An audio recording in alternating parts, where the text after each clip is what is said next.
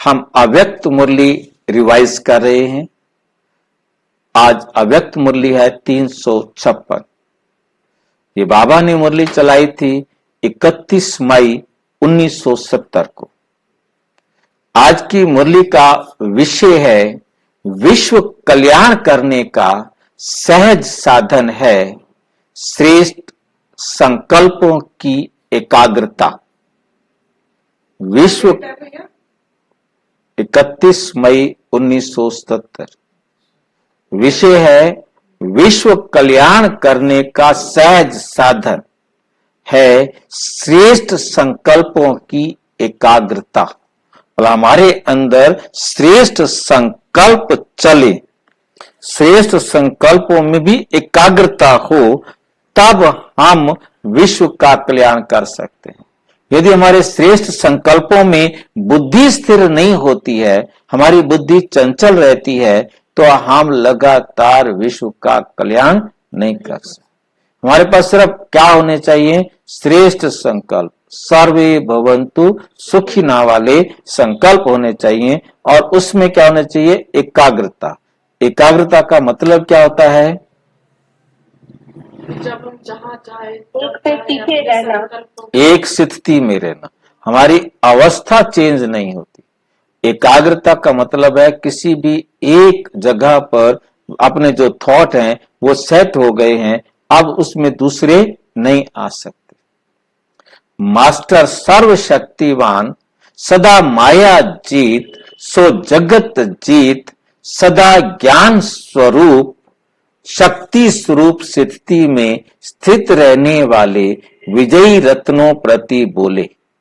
पहले पहले क्या है हमारे पास कि मास्टर सर्वशक्तिवान। हम सारे बच्चे हैं मास्टर सर्वशक्तिवान, क्योंकि सर्वशक्तिवान के बच्चे हैं।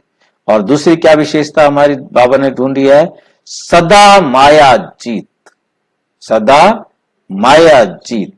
माया जीत का मतलब क्या समझते हैं हम? अपनी कमी कमजोरियों पर विजय प्राप्त करना। जब हम अपनी कमियों को, अपनी कमजोरियों को जीत लेते हैं, तब हम जगत जीत बनते हैं। सदा ज्ञान स्वरूप, अर्थात जो बाबा का ज्ञान है वो हमारे व्यवहार में दिखाई दे, वो हमारे व्यवहार में दिखाई दे, तब हम हैं ज्ञान स्वरूप।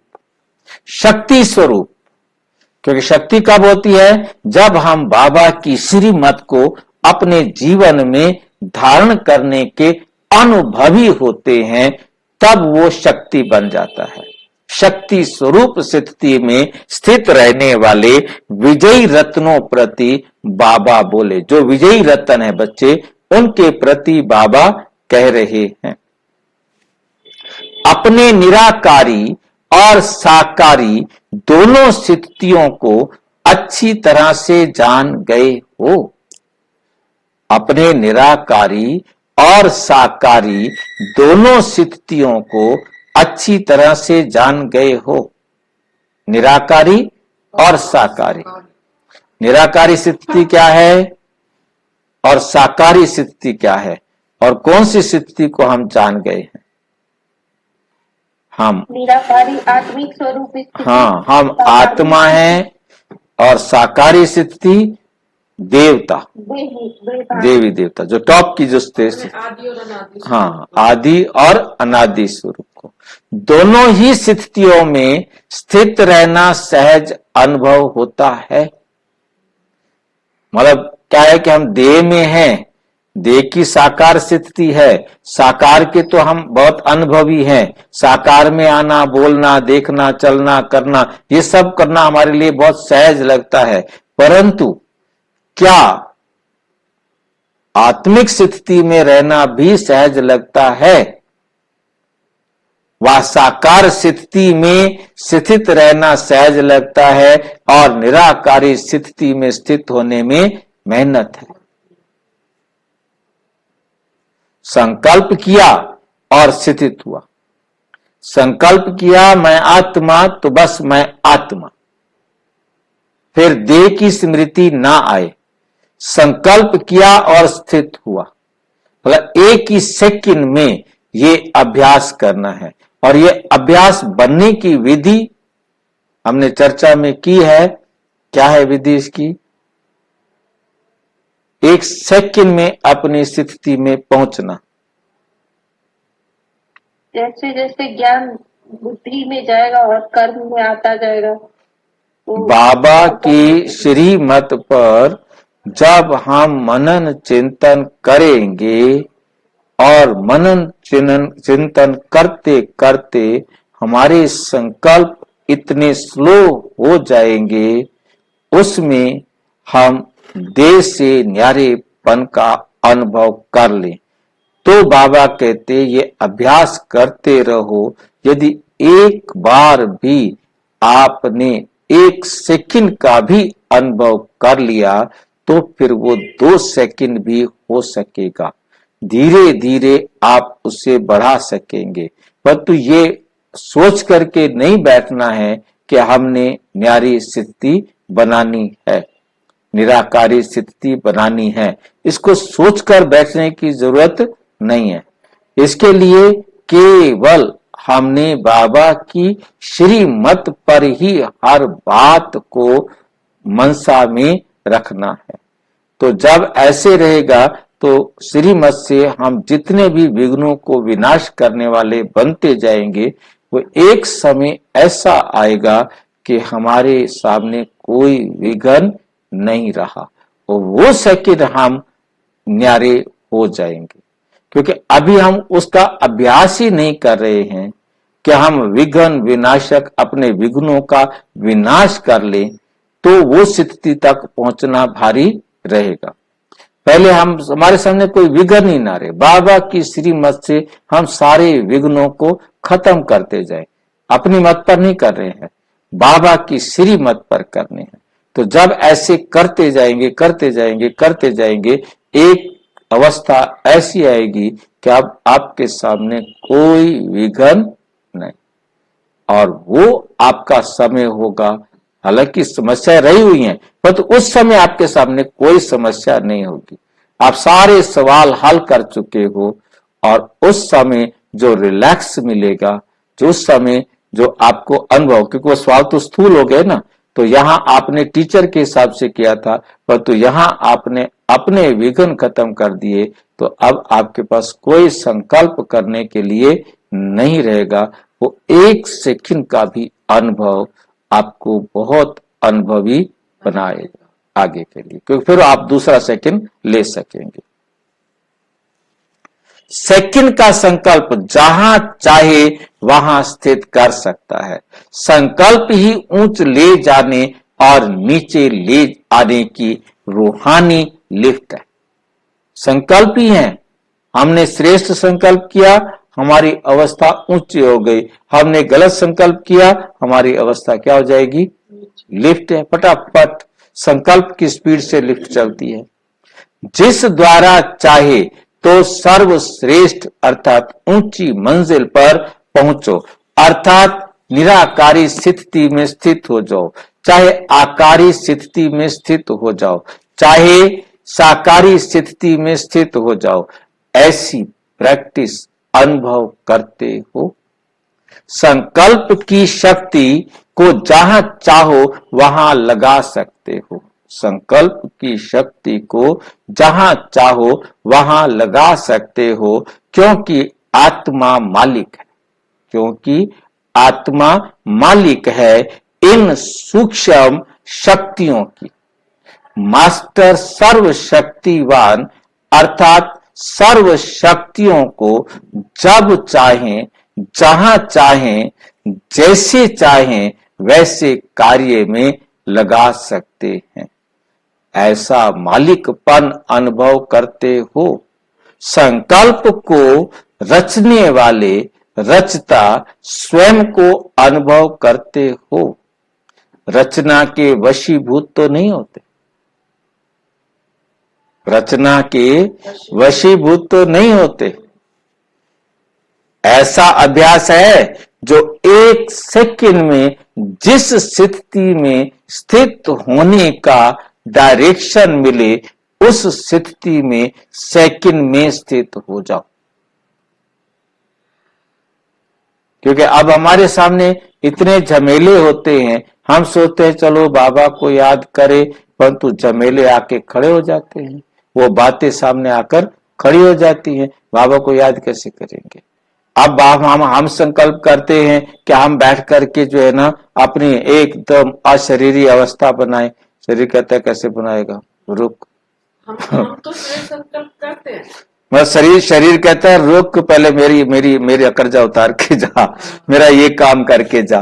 मतलब हम उनके अधीन हो गए हैं।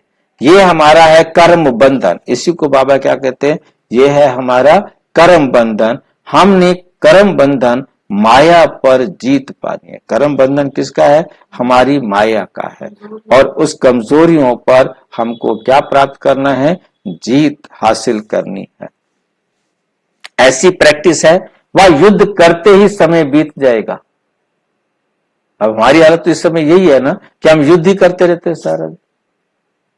युद्ध से बाहर निकले, अगर युद्ध करते हुए समय बीत जाए, स्वयं को स्थित ना कर सको, तो उसको मास्टर सर्वशक्तिमान कहेंगे। योद्धा क्षत्रिय हो गए थे नहीं, वह क्षत्रिय कहेंगे। क्षत्रिय अर्थात चंद्रवंशी, फिर तो आप चंद्रवंशी बन जाएंगे, त्रेता में आने वाले बन जाएंगे। वर्तमान समय विश्व कल्याण करने का सहज साधन अपने श्रेष्ठ संकल्प के एकाग्रता द्वारा सर्व आत्माओं की भटकती हुई बुद्धि को एकाग्र करना है। सर्व आत्माओं की भटकती हुई बुद्धि को एकाग्र करना है। सारे पहले भैया अपनी होगी तभी तो दूसरों की करेंगे। पहले अपनी करेंगे ना, पहले हम खुद को अपने आप को बनाए, फिर सर्व आत्माओं की जो भटकती हुई बुद्धि है उनको समझा सकते हैं। हम अपना अनुभव उनके साथ शेयर कर सकते हैं कि ऐसे करो। सारे विश्व की सर्व आत्माएं विशेष यही चाहना रखती है कि भटकी हुई बुद्धि एकाग्र हो जाए, वह मन चंचलता से एकाग्र हो जाए। ये विश्व की मांग व चाहना कैसे पूर्ण करेंगे, कैसे पूर्ण करेंगे? अगर स्वयं ही एकाग्र नहीं होंगे तो औरों को कैसे कर सकेंगे, दूसरों को कैसे कर सकेंगे? इसलिए एकाग्रता अर्थात सदा एक बाप दूसरा ना कोई, ऐसे निरंतर एक रस स्थिति में स्थित होने का विशेष अभ्यास करो।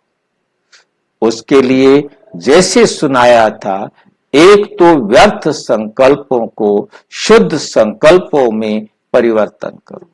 व्यर्थ संकल्पों को शुद्ध संकल्पों में परिवर्तन करो। दूसरी बात, माया के आने वाले अनेक प्रकार के विघ्नों को अपनी ईश्वरीय लगन के आधार से सहज समाप्त करते कदम को आगे बढ़ाते चलो। कदम को आगे बढ़ाते चलो। क्या करना है? ईश्वरीय लगन के आधार से सहज समाप्त करते, क्योंकि ईश्वर बाबा की श्रीमत पर चलेंगे, कोई भी समस्या आएगी वो सहज खत्म। कदम को आगे बढ़ाते चलो। विघ्नों से घबराने का मुख्य कारण कौन सा है? जब भी कोई विघ्न आता है तो विघ्न आते हुए ये भूल जाते हो कि बाप दादा ने पहले से ये नॉलेज दे दी है कि लगन की परीक्षा में ये सब विघ्न आएंगे। जब पहले से ही मालूम है कि विघ्न आने ही है, फिर घबराने की क्या जरूरत है? नई बात क्यों समझते हो? माया क्यों आती है? व्यर्थ संकल्प क्यों आते हैं? बुद्धि क्यों भटकती है? बुद्धि क्यों भटकती है? वातावरण क्यों प्रभाव डालता है?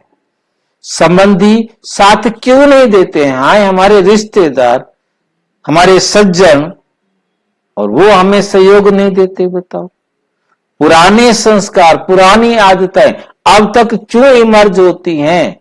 ये सारे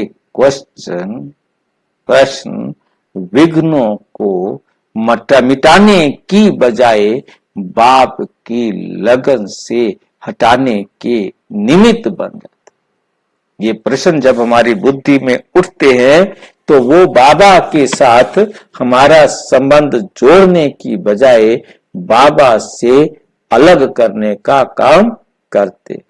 इतना टाइम हो गया, बताओ क्या ये बाप के माँ वाक्य भूल जाते हो कि जितना आगे बढ़ेंगे उतना माया भिन्न भिन्न रूप से परीक्षा लेने के लिए आएगी।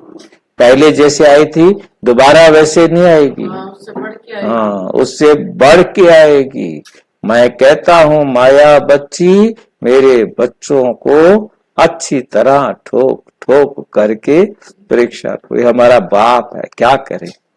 हमारा बाप जो है ना इतना कठोर है, इतना कठोर है जो सोच भी नहीं सकते। पता होता तो हम बाप ना बनाते ना। कठोर नहीं है, बाबा हमको मजबूत बना रहा है, क्योंकि ऐसी ऐसी परीक्षाएं आने वाली है ना। अच्छा, नाजुक पने से काम नहीं भाई चलेगा। देवी देवता बन रहे हैं, मूर्तियां बन रहे हैं। हाँ, तो ठुकाई तो होगी। ठुकाई तो होगी। चलो हम आपके साथ हैं, फिर तो नहीं तो मैं छोड़ के चला जाता। परीक्षा लेने के लिए आएंगे, लेकिन परीक्षा ही आगे बढ़ाने का साधन है, ना कि गिराने का। क्योंकि कारण के निवारण के बजाय कारण सोचने में समय गंवा देते हो, शक्ति गंवा देते हो।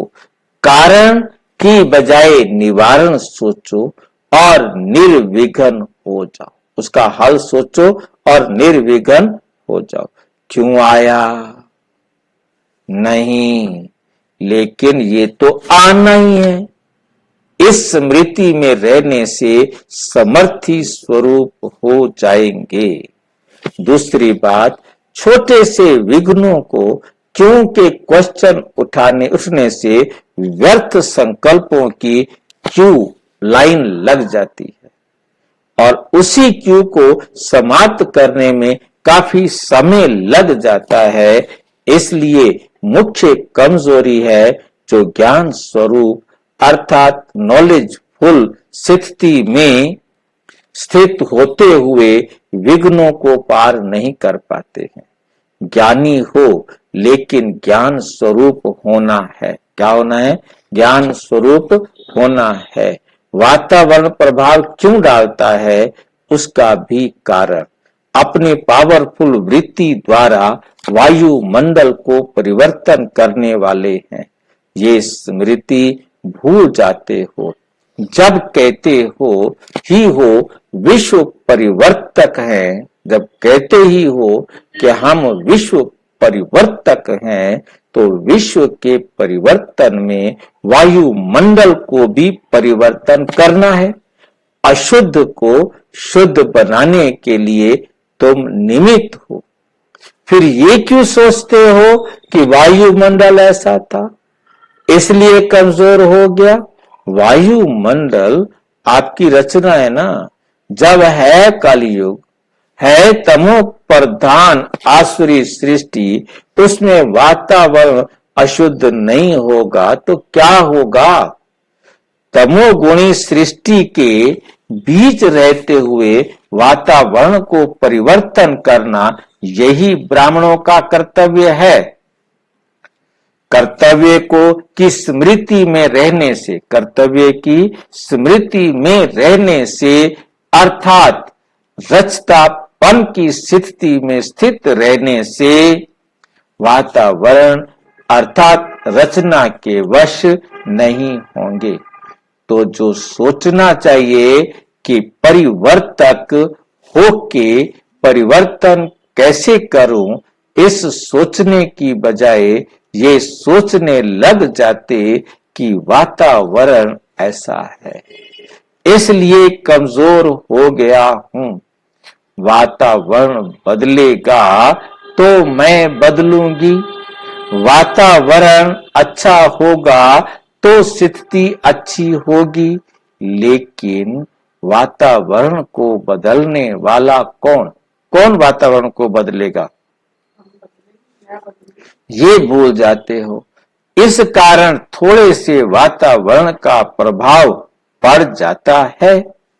और क्या कहते कि संबंधी नहीं सुनते, वह संग अच्छा नहीं है, इस कारण शक्तिशाली नहीं बनते।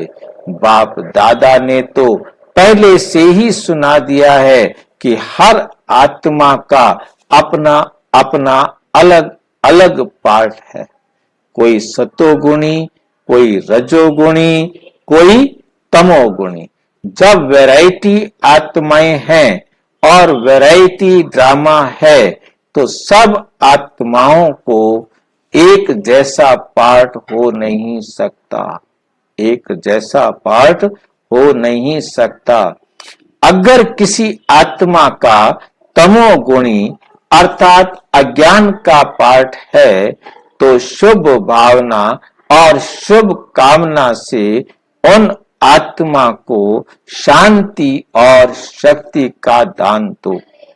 लेकिन उसी अज्ञानी के पाठ को देख अपने श्रेष्ठ स्थिति के अनुभव को भूल क्यों जाते हो? अपनी स्थिति में हलचल क्यों करते हो? साक्षी हो पाठ देखते हुए जो शक्ति का दान देना है वे दो, लेकिन घबराओ नहीं, लेकिन घबराओ नहीं। अपने सतो प्रधान पार्ट में स्थित रहो। तमोगुणी आत्मा के संग के रंग का प्रभाव पड़ने का कारण है सदा बाप के श्रेष्ठ संग में नहीं रहते। सदा श्रेष्ठ संग में रहने वाले के ऊपर और कोई संग का रंग प्रभाव नहीं डाल सकता। तो निवारण को सोचो। और क्यों क्या कहते हैं? हमारे संबंधी की बुद्धि का ताला खोलो। बाप ने सर्व आत्माओं की बुद्धियों का ताला खोलने की चाबी बच्चों को पहले से ही दे दी है। बच्चों को पहले से ही चाबी बाबा ने दे दी है। किसकी? और क्या कहते हैं बच्चे? हमारे संबंधी की के बुद्धि का ताला खोलो। बाबा से रोजाना कहते हैं ना, बाबा से बैठेंगे, मेरे पति का, मेरी पत्नी का, मेरे बच्चों का, मेरे इसका, मेरे इसका, बुद्धि का ताला खोलो। बाप ने सर्व आत्माओं की बुद्धि को ताला खोलने की चाबी बच्चों को पहले से ही दे दी है। चाबी क्यों नहीं लगाते? चाबी दी है, बाबा ने हमें चाबी दी है कोई सबकी बुद्धि का ताला खोलने की।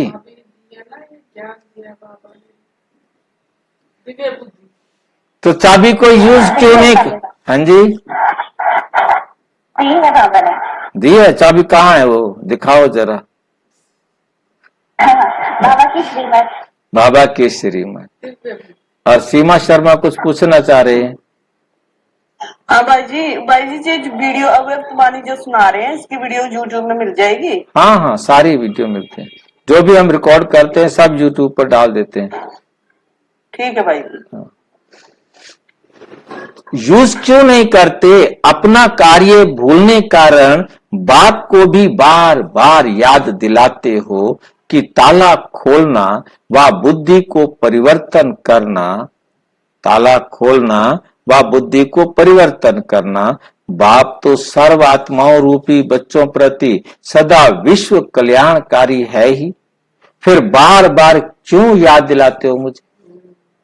मैं हूं ना, मैंने जिनकी बुद्धि का ताला खुलना है, मेरा मैं निमित्त हूं, मैं करूंगा।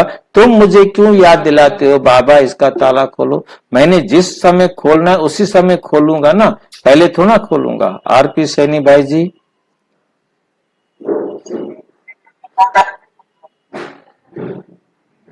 आरपी सैनी भाई जी, आवाज नहीं आ रही।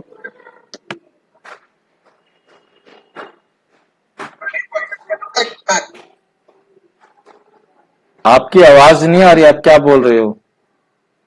अनिल भाई आते हैं ना अपने ग्रुप में। अनिल भाई, अच्छा। वो मेरे पास होम मंडली के वीडियो भेज रहे हैं। कोई बात नहीं।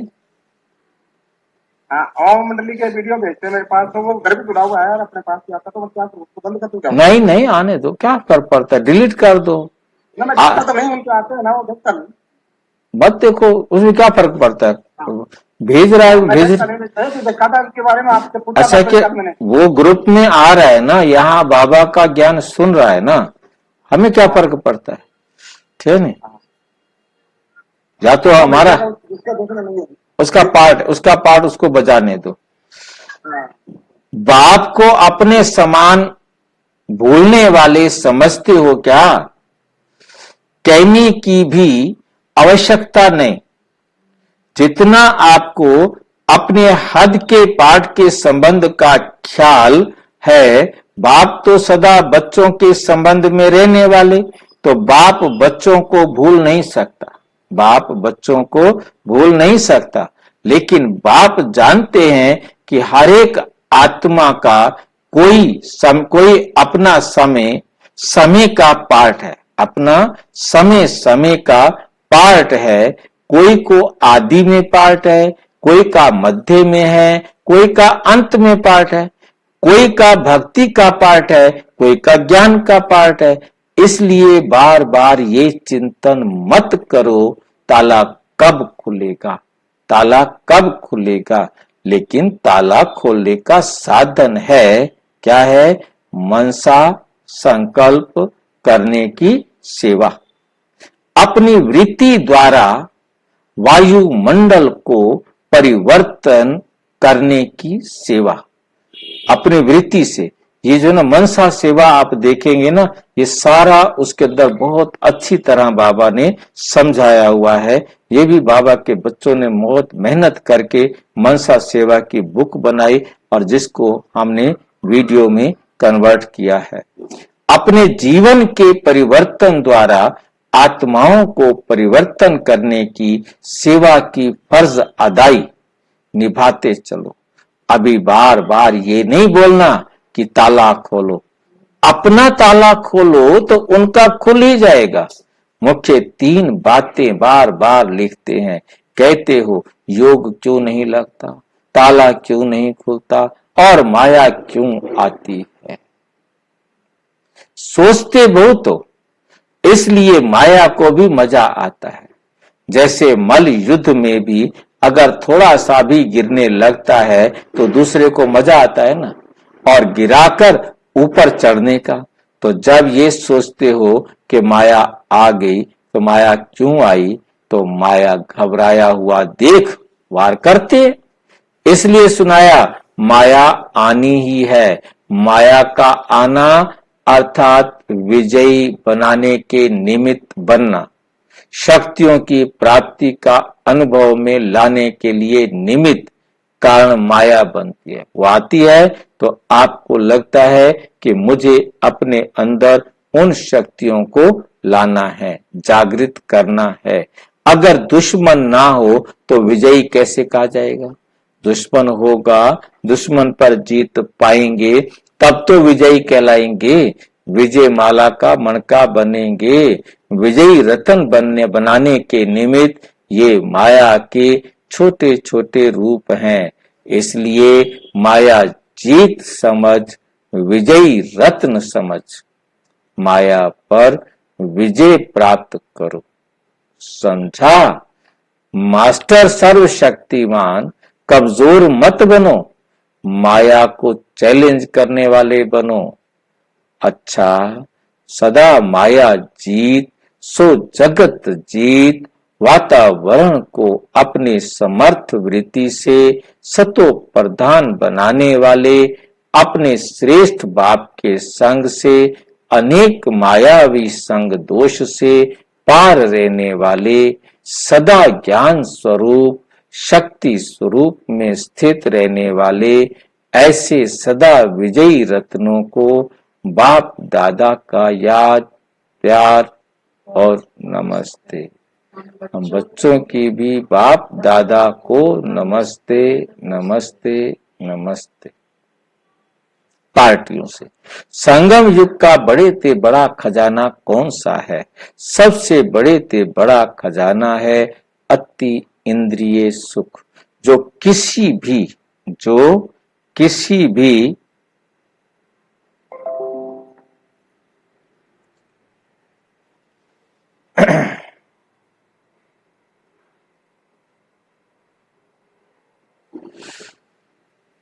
जो किसी भी युग में प्राप्त नहीं हो सकता। ये एक ऐसा खजाना है जो किसी भी युग में प्राप्त नहीं हो सकता। सतयुग में भी अतीन्द्रिय सुख का वर्णन नहीं करेंगे। अतीन्द्रिय सुख किसे कहते हैं? इंद्रियों से परे का सुख। जो इंद्रियों से सुख लिया ही ना जाए, ऐसा सुख जो आत्मा बिना इंद्रियों के लेती है। ये अतीन्द्रिय सुख अब का ही खजाना है। इस खजाने का अनुभव है जो सबसे बढ़िया चीज होती है या अच्छी लगती है, उसको कभी भूला नहीं जाता। अति इंद्रिय सुख बड़े ते बड़ा और अच्छे ते अच्छा खजाना है। तो सदा याद रहना चाहिए, याद अर्थात अनुभव में आना। जो इस अनुभव में रहेंगे वे इंद्रियों के सुख में नहीं होंगे। जो सदा अतीन्द्रिय सुख में नहीं रहते वो इंद्रियों के सुख की तरफ आकर्षित हो जाते हैं। इंद्रियों के सुख के अनुभवी तो हो ना। उस अल्पकाल के सुख में भी दुख भरा हुआ है। इंद्रियों के सुख का थोड़ी देर आप सुख समझते हो, परंतु उसमें कितना दुख भरा हुआ है। जैसे आजकल कड़वी दवाई के ऊपर मीठा पाउडर लगा देते हैं ना, कोट कर देते हैं। तो ये इंद्रियों का सुख दुख दिखाई सुख देता है, लेकिन है क्या? जब समझते हो दुख है, फिर उनकी आकर्षण में क्यों आते हो? सदा अपने को विशेष पाठधारी समझ पाठ बजाते हो। क्वेश्चन, जो विशेष पाठधारी होते हैं उनकी हर एक्ट विशेष होती है। तो आपका भी हर कर्म के ऊपर इतना अटेंशन है। कोई भी कर्म साधारण ना हो। साधारण आत्मा जो भी कर्म करेगी वे देह अभिमान से विशेष आत्मा देही अभिमानी बन कर्म करेगी। देही अभिमानी बन पाठ बजाने वाले की रिजल्ट क्या होगी? वो स्वयं भी संतुष्ट और सर्व भी उनसे संतुष्ट होंगे। जो अच्छा पाठ बजाते हैं तो देखने वाले वंस मोर एक बार फिर और करते हैं। तो सर्व को संतुष्ट रहना अर्थात वंस मोर करना अर्थात सिर्फ स्वयं से संतुष्ट रहना बड़ी बात नहीं, लेकिन स्वयं संतुष्ट रहकर दूसरों को भी संतुष्ट करना, ये है पूरा स्लोगन। वे तब हो सकता है जब देही अभिमानी होकर विशेष पाठ बजाओ। ऐसा पाठ बजाने में मजा आएगा, खुशी भी होगी। सदा स्वयं के श्रेष्ठ स्वमान मास्टर सर्वशक्तिवान के स्मृति में रहते हो। सबसे श्रेष्ठ स्वमान कौन सा है? मास्टर सर्वशक्तिवान। जैसे कोई बड़ा ऑफिसर व राजा होता, जब वे स्वमान की सीट पर स्थित होता तो दूसरे भी उसे सम्मान देते। अगर स्वयं सीट पर नहीं तो उसका ऑर्डर कोई नहीं मानेगा। तो ऐसे ही जब तक आप अपने स्वमान की सीट पर नहीं तो माया भी आपके आगे सरेंडर नहीं हो सकती। क्योंकि वे जानती है ये सीट पर सेट नहीं है। सीट पर सेट होना अर्थात स्वयं को मास्टर सर्वशक्तिवान समझना, मास्टर सर्वशक्तिवान समझना। संगम युग ही प्रत्यक्ष फल देने वाला है। सतयुग में संगम युग का ही फल चलता है, चलता रहता। संगम पर 1 का 100 गुना भर करके प्रत्यक्ष फल मिलता है। सिर्फ एक बार संकल्प किया मैं बाप का हूं तो अनेक जन्म एक संकल्प के आधार पर फल प्राप्त होता रहता है। एक बार संकल्प किया मैं मास्टर सर्वशक्तिवान हूं तो माया जीत बनने के, विजयी बनने के नशे का अनुभव होगा। प्रत्यक्ष फल संगम युग पर ही अनुभव होता। जैसे बीज बोया जाता तो फल मिलता है ना, ऐसे संकल्प करना व पुरुषार्थ करना ये है बीज, और उसका फल 1 का पदम गुणा मिल जाता। तब तो संगम युग की महिमा है। ता सबसे बड़े ते बड़ा संगम युग का फल है जो स्वयं बाप प्रत्यक्ष रूप में मिलता है। परमात्मा भी साकार रूप में, साकार मनुष्य रूप में मिलने आता है। इस फल में और सब फल आ जाते हैं, इस फल में सारे फल आ जाते। अच्छा, ओम शांति। और विस्तार से जानने के लिए प्रजापिता ब्रह्मा कुमारी ईश्वरीय विश्वविद्यालय के किसी भी सेवा केंद्र पर संपर्क करें। और यदि कोई प्रश्न है तो 9213106986 पर केवल टेलीग्राम करें। 9650692270 पर केवल व्हाट्सएप करें, फोन नहीं। ओम शांति।